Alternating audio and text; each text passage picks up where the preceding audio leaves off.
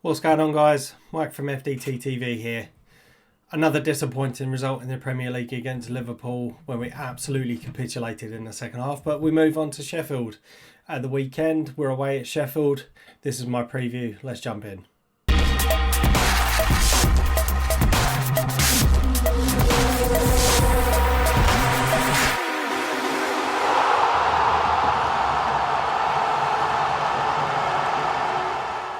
So as I said, welcome along, guys. Thanks very much for tuning in. Another disappointing result. As I said, absolute shambles of a performance. So disappointed with how we played. To be fair, we were lucky to keep it to 0-0 at half-time against Liverpool. As we know, it was a disappointing 3-0 defeat.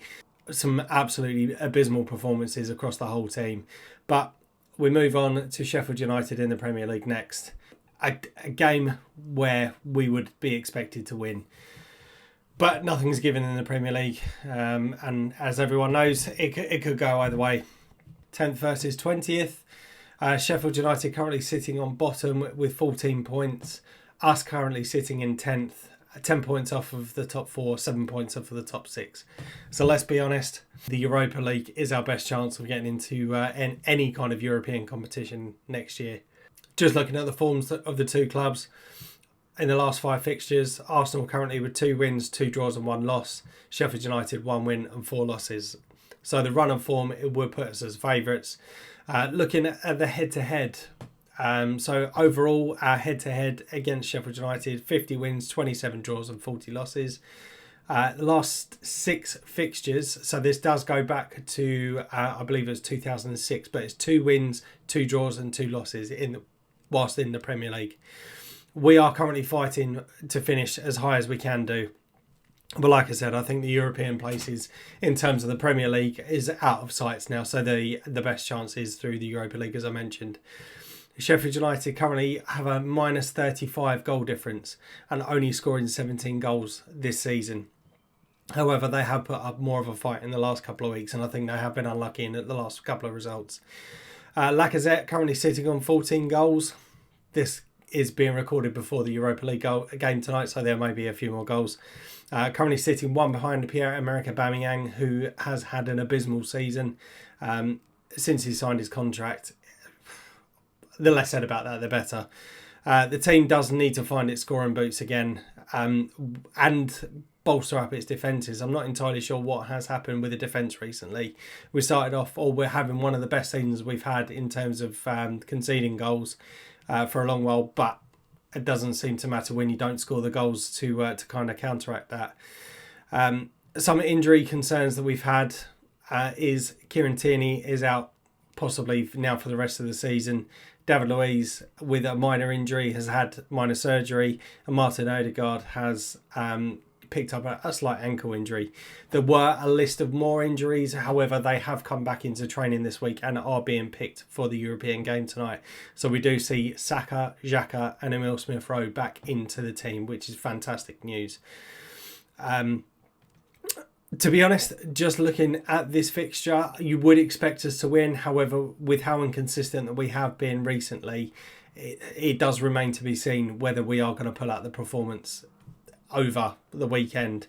I would like to say it's going to be a comfortable win for us, but you just never know what Arsenal team is going to turn up. So on that, I'm going to look at my team selection for this fixture. So let's jump in. There we go. That is my team. Bernd Leno in goal. Granted, I think he was at fault for one of the goals against Liverpool, but he is our number one. He hasn't really done much wrong this season. Has had a couple of silly moments, but for me, starts in goal. Looking at the back 4, I have gone for Callum Chambers in at right back. Again, I don't think he's done much wrong since he's featured in the team.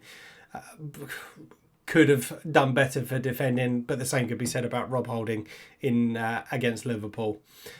Gabriel was at fault as well for 2 of the goals, and again, I don't want to bash on him too hard because it's his first season in the Premier League and I think he's been outstanding for the majority of it. But for me, Pablo Mari needs to reclaim his position.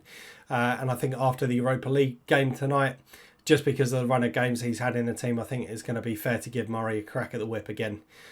As mentioned, Kieran Tierney currently out with a suspected knee injury. It looks to be ligament damage, but it doesn't look too serious. However, it could sideline him for the remainder of the season. So I have gone for Cedric Suarez in at left back. As mentioned, Xhaka reclaims his place within the team after his small illness.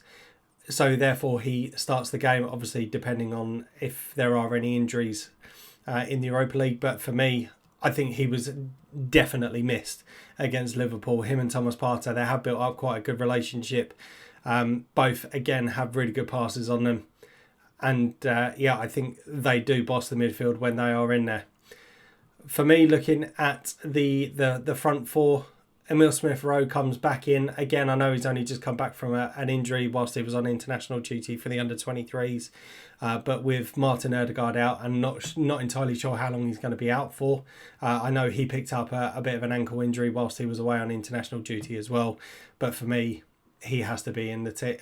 Emil Smith-Rowe has to be in the team if Ødegaard is out. Bukayo Saka is another player, again, who has been instrumental this season. Again, if he's fit, and hopefully he stays fit after the Europa League, but for me, has to start this game. I think with Nicolas Pepe and Willian, he definitely beats them heads and shoulders, and considering his age, but his desire is phenomenal. Cannot be questioned, and I think definitely deserves his place in the team. Aubameyang, like I mentioned during the build-up, for me, hasn't hit the heights that he's hit in previous seasons, and maybe he had kind of jumped the gun a little bit in performing so well, so we expect that of him. But then again, had he not performed that well, would he have got his bumper contract? A lot of criticism has come his way over the last week, saying that he's now the Mesut Ozil 2.0. But for me, I think it's purely the captaincy that's weighing him down. Again, could be a player that thrives on the crowds and maybe affecting him more than other players. But for me, if you're the captain, you have massive responsibility and you need to G the team up. You need to get behind the team, rally the team together. And when you start throwing your arms around in frustration, I get that we're not having a brilliant season, but you need to be the one that gets the team going. And for me, he hasn't been doing that.